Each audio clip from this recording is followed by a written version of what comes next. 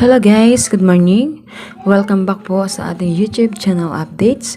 So, ayan, palakihin ko na lang po still po tayo ng Pangasinan.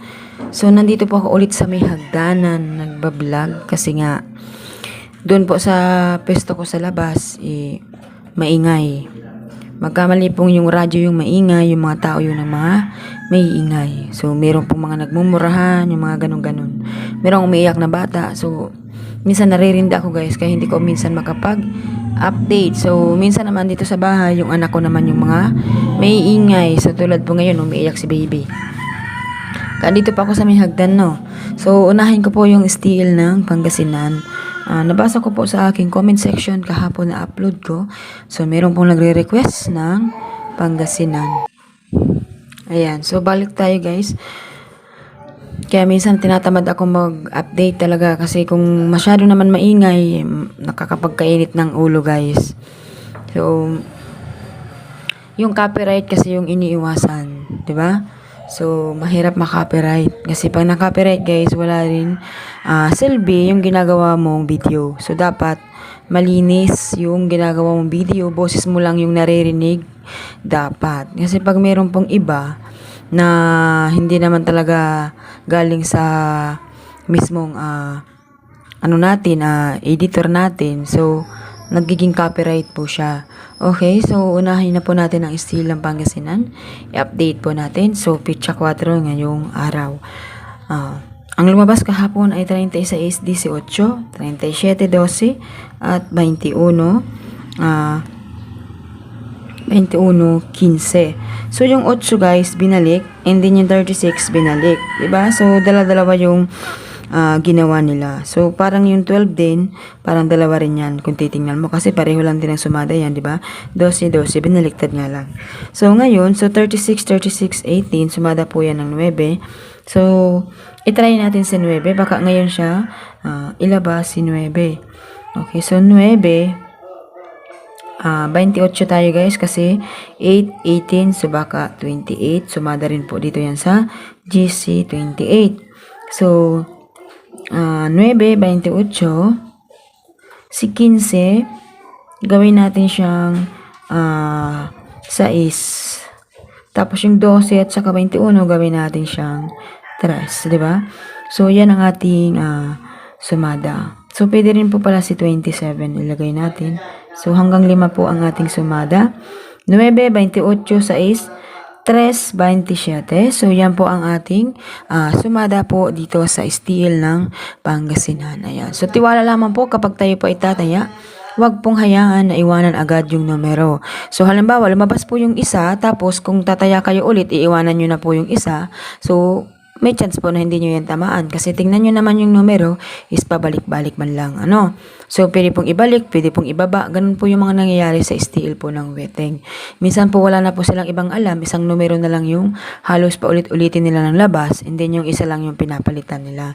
Kaya wag po tayong madidismaya kung halimbawa po lumabas na po yung isang numero, tapos hindi nyo na siya ibabalik. So, ibalik pa rin ninyo kasi nga, diyan po tayo minsan natatalo sa pabalik-balik na yan. So, mga kadalasan guys sa mga taong nananalo, yung mahilig silang magpabalik ng mga numero. So, hindi po sila nadidismayang magbalik, kumbaga. Okay? So, next na po natin ang steel po ng Muntinlupa. Okay, so sa Muntinlupa naman, sumada dito kahapon ay 33, 9, 42 at 9, 40. To, tingnan nyo dito, sa steel po ng Muntinlupa, tulad po dito.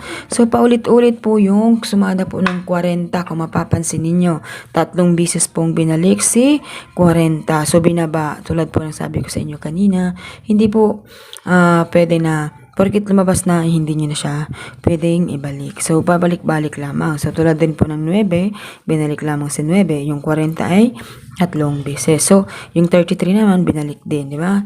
Ganun po ang life. So, ngayon po sa Muntinlupa, malaki po yung chance na magpitsada siya ng 4 dahil po sa 3 bisis lumabas yung 40. So, ibig sabihin, mayroon siyang chance na mag 4 ngayon. So, 4 tayo guys. Okay. 4 tayo. 18. 20.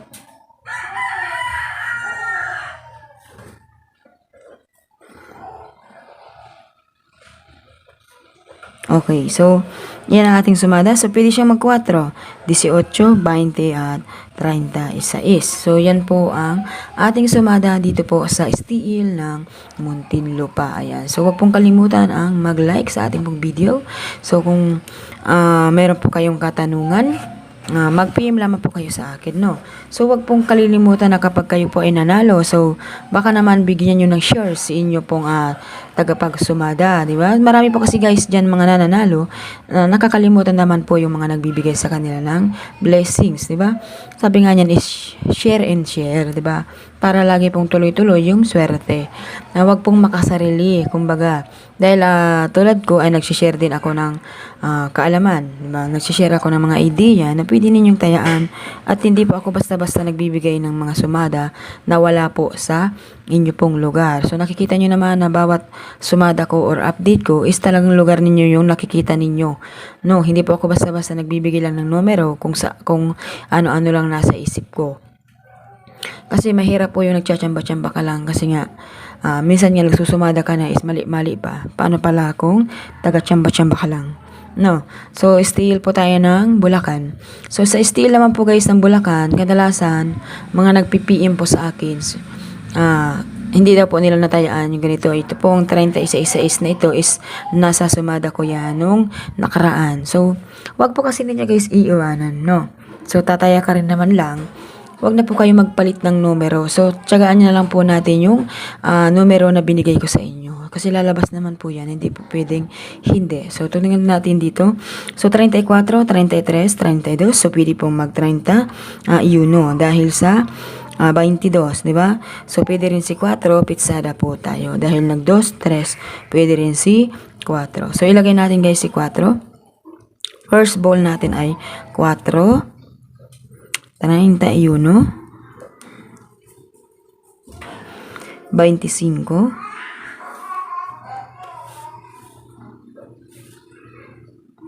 at 5. So, pwede. Okay. So, ang steel po ng Bulacan natin guys ay pwede siyang mag-4, 31, 25 at 5. So, may nakita kayong kapit dyan. Pwede po si 4, 5 lumabas. Kapit, di ba? So, wala pa po siyang kapit dyan. So, pwede pong magkapit at pwede rin pong magpumpyang. Kasi naglabas na si 2, naglabas din po yung dalawang tawag dito. Pumpyang in-check na tinatawag, 3.33 at 36. Pwede rin po mag-25-5 ulit, di ba?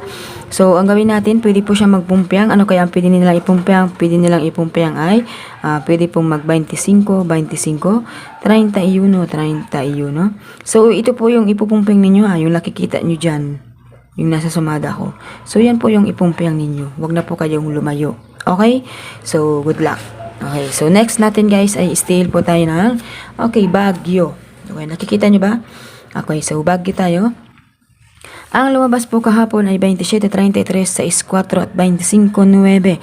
So kadalasan po guys sa Baguio ay lagi kong nakukuha yung mga sumada o saka sa binggit na yan. Nakukuha ko rin yun, no? So yung mga tumataya na yan, pag nananalo na sila, nakakalimot na sila. So, tapos malalaman mo na lang, maghihingi sila ng panibago. So, yung iba naman guys, nangihinayang kasi tinignan nila yung sumada ko, hindi sila naniwala.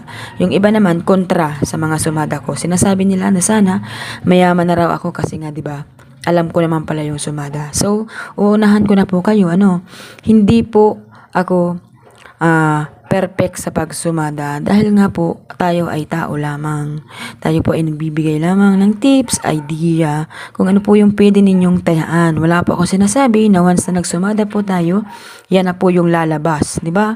Kaya nga po sumada dahil sinusubukan natin alamin kung alin yung pwedeng lumabas. Hindi po 100% na kung ano yung sinumada ko, yun po yung lalabas talaga. 'Di ba?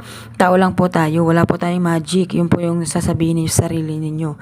Para pareho lang po tayo. Kumbaga po, kung hindi niyo po alam kung paano magsumada, so meron po tayong binibigay sa inyong idea kung paano po sumadahin. Kung paano po ako magsumada, 'di ba? Explanation naman lagi ang aking pong uploads.